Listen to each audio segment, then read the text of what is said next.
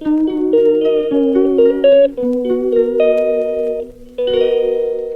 Guys, welcome back to my channel. আশা করি সবাই ভালো আছো, আমরাও ভালো আছি। এই দেখো একজনের অবস্থা, রেডি টেডি হয়ে বসে আছে। আমরা যাচ্ছি মামা বাড়ি, ওদিকে বাক্স প্যাটরা সব রেডি। অনেকদিন ধরেই বলেছিলাম আগের ব্লগে যে ভাবছিলাম মামা বাড়ি যাবো, ও মামা বাড়ি যাবো একটু। মারও ওখানে একা একা মনটা ভালো লাগে না, আমারও এখানে বেশি দিন হয়ে গেলে আর ভালো লাগে না, এক জায়গায় এখন আর মন টেকে না।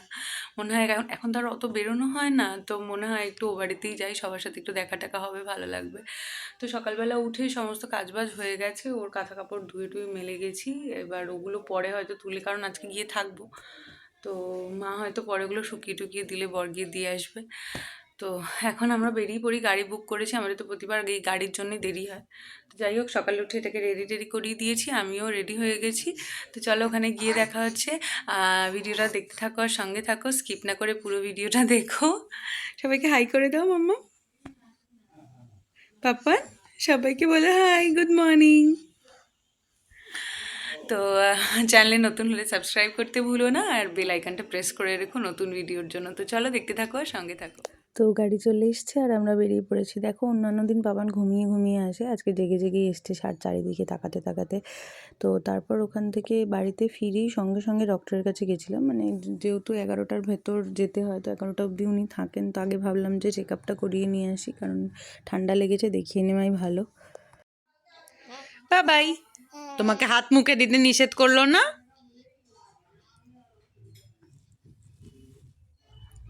তো চলে এসেছি, ডাক্তার দেখি। ওর একটু আসলে হালকা হালকা ঠান্ডাই লেগেছিলো, খুব বেশি নয়। হাসছে আমার দিকে তাকিয়ে তাকিয়ে। ভাবলাম বেশি বাড়াবাড়ি হওয়ার আগে ডাক্তার দেখিয়ে নেয় ভালো। এর আগেও একদম মানে শীতের শুরুর দিকেও একটু ঠান্ডা ঠান্ডা লাগিয়েছিল, তো আজকেও তাই। খুব বেশি সর্দি লাগেনি, হালকা কফ হয়েছে, তো ওষুধ দিয়ে দিল। তো ওষুধ টষুধ খাবে। আমি এখন লাঞ্চ করবো, আমারও খুব বেশি শরীরটা ভালো না, কাল সারাটা তো ভীষণ বিরক্ত করেছে, একটুও ঘুম হয়নি। দেখি যদি একটু রেস্ট নিতে পারি, মনে হয় না হবে, কারণ একটু বেরোবার ইচ্ছে আছে। জানি না কখন বেরোবো, কীভাবে বেরোবো সেটাও জানি না, ওনার ঘুম নেই চোখে। তো যাই হোক, তো চলো লাঞ্চটা আগে করে আসি, তারপর দেখা হচ্ছে। তো লাঞ্চ টাঞ্চ করে চলে এসেছি, এখন যাচ্ছি একটুখানি কেনাকাটি করতে। পাবনের অন্নপ্রাশন তো খুব কাছাকাছি, ইচ্ছে আছে নেক্সট মান্থেই করা, যদি সব কিছু ঠিকঠাক থাকে। তো দুটো একটা জিনিস কেনাকাটি না করলেই নয়, ওকে ঘুম টুম পাড়িয়ে মায়ের কাছে রেখে আমি এখন যাচ্ছি, আমি আর বর। দেখা যাক কতটুকু কিনে সেরে আসতে পারি, জানি না কতক্ষণ টাইম পাবো, দেখা যাক কতটা কি সারা যায়। তো চলো দেখতে থাকো আর সঙ্গে থেকো। তো আমরা চলে এসেছি এখানে দোকানে, শাড়ির কম্বিনেশনগুলো তো দারুণ দারুণ লাগছিল।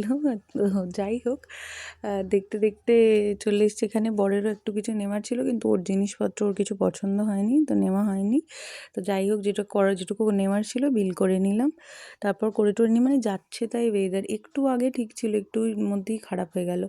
তারপর এখানে কফি নিয়ে বসে পড়েছি। সন্ধ্যাবেলা মা ওকে ঘুম পাড়াচ্ছে। বাড়িতে আসলে এই একটা রিল্যাক্সেশন পাওয়া যায়, সারাক্ষণ ওকে নিয়ে রাখতে হয় না। ও বাড়িতে শাশুড়ি মাও দেখেন, তো তাও যে যতটুকু রিলিফ পাওয়া যায় এই আর কি।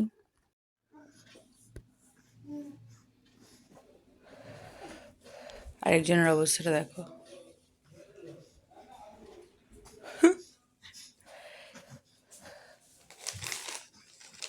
শাড়িটা হচ্ছে বরমাসির, এটা হচ্ছে একটা আমার ঠাম্মার, একটা মানে এবাড়ির ঠাম্মা, একটা ওবাড়ির ঠাম্মার।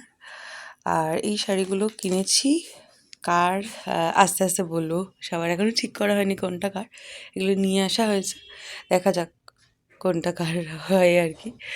তো ঠিক আছে চলো। কাল রাতে ভিডিওটা শেষ করতে পারিনি, কারণ বাড়িতে এসে বললামই ওর একটু ঠান্ডার মতন লেগে গেছে হালকা, তো ওই কারণে একটু বিরক্তই করেছে কালকে। যাই হোক, ওকে নিয়েই কেটে গেছে কালকে। আর বৃষ্টির জন্য আমরা পুরো কেনাকাটি করতেও পারি, মানে ম্যাচাকার ওয়েদার একদম।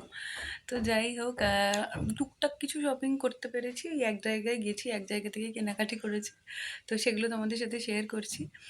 যাই হোক, আজকের ভিডিওটা এখানেই এন্ড করি। শাড়ি কাকে কীরকম কী দেওয়া হবে এখনও কিছু ঠিক করা হয়নি, যেগুলো পছন্দ হয়েছে সেগুলো কিনে নিয়ে এসেছি। এটা আর কি পাকু তার মানে পাপানোর দিম্মা ঠাম্মাদের জন্য কিনে এনেছে এগুলো। ওর অন্নপ্রাশনের দিন তো বললামই, খুব কাছাকাছি, ইচ্ছে আছে নেক্সট মান্থে করার। এবার এখনও ডেট টেট কিছু ফিক্স হয়নি, আর আমাদেরও কিছু জামা কাপড় এখনও কেনা হয়নি। আমাদেরটা কিনতে আবার একদিন বেরোতে হবে। নেক্সট মান্থে ওর ভ্যাকসিন আছে, ইচ্ছে আছে তখন একটু যাব। উপরে কাজ হচ্ছে, ওটার আওয়াজ হচ্ছে। এই ওকে স্নান টান করিয়ে একটু ঘুম পাড়ালাম। সর্দিতে খুবই কষ্ট পাচ্ছে, জানি না এত তোলা তোলা করে রেখে, মানে আমরা কোথাও বেরোই না। ও বাড়ি থেকে বাড়ি আসি, ও ক্যাব বুক করে, তাও কী করে ওর ঠান্ডা লেগে গেল জানি না। মানে আমি আগের সপ্তাহ থেকে ভাবছি একটু বেরোবো, মানে ঠান্ডাটাও তো বীভৎস পড়েছে, আর কিছু বলার নেই।